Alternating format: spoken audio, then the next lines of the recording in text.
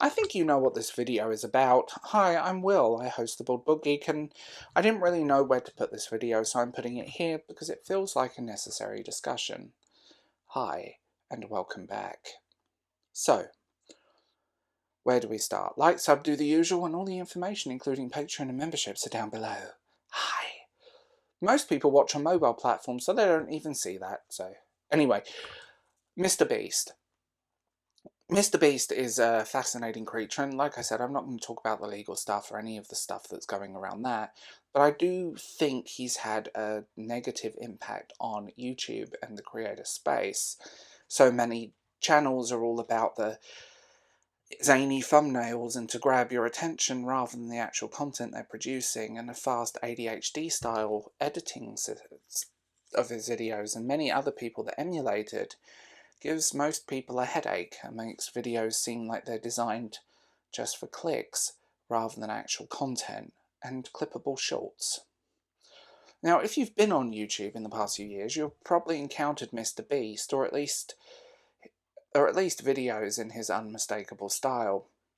Known for his high energy and high stakes content, fast-paced editing, eye-popping, clicky thumbnails, Mrbeast is undeniably reshaping the YouTube landscape. However, there's a growing sentiment amongst smaller content creators that the impact he has had isn't positive, especially for those who remember when YouTube felt a bit different.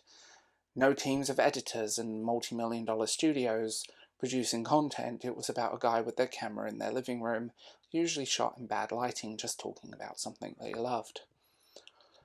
Now, one of the hallmarks of his videos is this quick cut editing style, where shots and dialogue whiz by so fast you can barely have a moment to blink. Designed to keep viewers hooked and glued to the screen, this editing style has made it almost a norm in the YouTube community spaces. Other creators have noticed.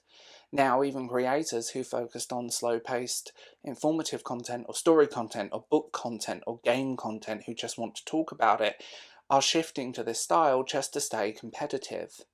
The issue is that it doesn't leave much room for subtlety or personality. The focus is constantly on fast transitions, loud reactions, explosive sound effects.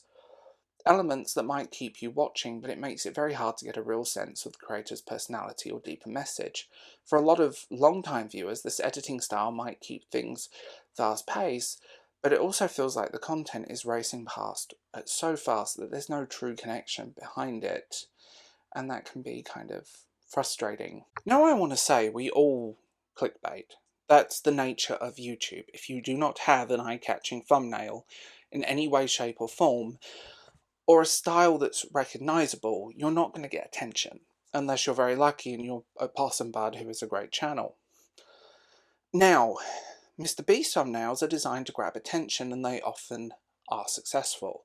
They're big, bold and eye-catching, featuring exaggerated expressions, huge dollar signs along with text that particularly demands a click. And it's a successful tactic. His views speak for itself, and it's set a trend where many creators feel pressure to follow suit if they want to get noticed. And there's nothing wrong with emulating someone or knowing what works, but it can lead to kind of a visual, almost exhaustion, where every video seems to promise the biggest, craziest, most shocking experience, and it kind of just starts to blend together.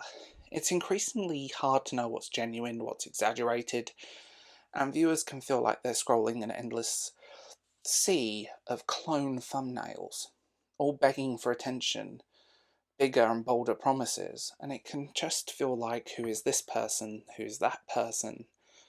The age of YouTube personality has gone, and in an era where you could, at the start, just put a smiley picture and say vlog and get views, to now where it's like, oh my god, he unalived a what? And I do feel like this leads into the next point very well. When Mrbeast hit his successful format, it was exciting, new and refreshing. Looking back on it, there was a lot of talk, and researching this short video was a very interesting see into the concept of Mrbeast and content creation. But now it's everywhere. to the point where many creators seem to be emulating the exact same formula. While some variations exist, the general framework, outlandish stunts, a countdown to an epic climax, fast-cut reactions, it makes it feel like everyone is producing the same type of content. Log into YouTube in incognito mode and see what happens. It's quite fascinating. And this is a problem because YouTube used to feel like a space for unique voices with fresh ideas. With so many creators aiming to replicate the Mrbeast formula, the platform feels increasingly uniform. Gone are the days where you might stumble upon a low-key creator with a quiet, quirky style. Those voices are at risk of being drowned out by the wave of this type of content that permeates the suggested feed or just the viral feed. Another less obvious downside to this style of content is the pressure it puts on creators to constantly outdo themselves.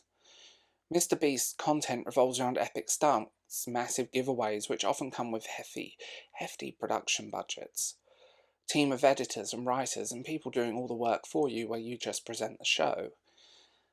No one in the early days used to come to YouTube for content that was TV quality. We came to it for DIY content, and that seems to be fundamentally missing.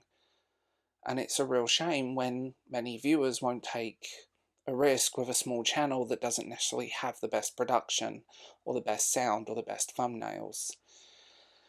And it's a shame. Smaller creators, or those who want to grow quickly, feel the need to create a similar vibe to their content to compete, which isn't sustainable for everyone. Over time, this can lead to greater burnout, a loss of passion, and YouTube's beauty lied in its range of low-key, heavily individualized content, but the pressure to go big or go home is changing that, and I find it kind of sad. I miss the days when it was some guy with a crappy webcam or talking about a book that they loved or whatever. It was just that space. It was just that thing. Now it's big key stunts and endless giveaways, and as I said earlier, he unalived a who? Mrbeast's influence isn't solely to blame. He's simply one figure in a larger system problem driven by views, clicks, and ad revenue. Yes, his massive success has undeniably shifted the landscape, inspired thousands to adopt his style to keep up. So what's the solution? For me, YouTube has lost some of its diversity. And I mean that in the real sense of the word. The quiet content that doesn't get a lot of clicks, or a person just talking about a passion, or a train enthusiast showing you his model trains, or a guy showing you his trading card collection, or people just travelling and seeing the world. Everything seems to be about big things, and it does feel like sometimes it's impossible to grow organically on this platform. There's no if, buts, or maybes about it, and I find that sad. There was a point on YouTube where anyone could start a channel and you might get lucky. Now it's like you need $1 million budget and a whole team of people behind you. And it's a shame. And I do wish creators would step back and push back against this formula and return to more genuine various content styles. At the end of the day, platforms thrive for a variety of creative expressions. Yes, Mrbeast, as much as I hate saying this, approach does have value. But it's time we as both viewers and creators celebrate more than one style. YouTube is vast, it's this big sea of great content creators. Big and small, and wonderful. And they all seem to be lost in a void where everything is driven by the same thumbnail, the same explosive content. And it's a real shame. I think YouTube really needs to sort itself out. There's a reason, if you create YouTube content, upload also on places like Odyssey and Rumble, because if you don't, you're it's going to be a problem. If you don't do that, YouTube is not the best basket to put all your eggs in, and it's better to spread your content around and enjoy it rather than anything else.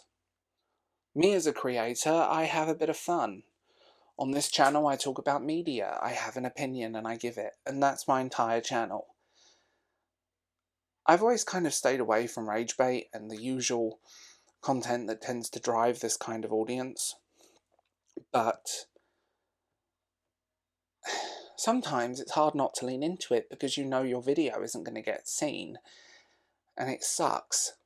When you're dependent on an algorithm that doesn't really know what to do with you, you're kind of screwed. So unless you play the game, what are you supposed to do? My second channel is just nostalgia, nerd stuff. Links in the description. And if you made it this far, I want you to write down what I just said. Cats. Lots and lots of cats.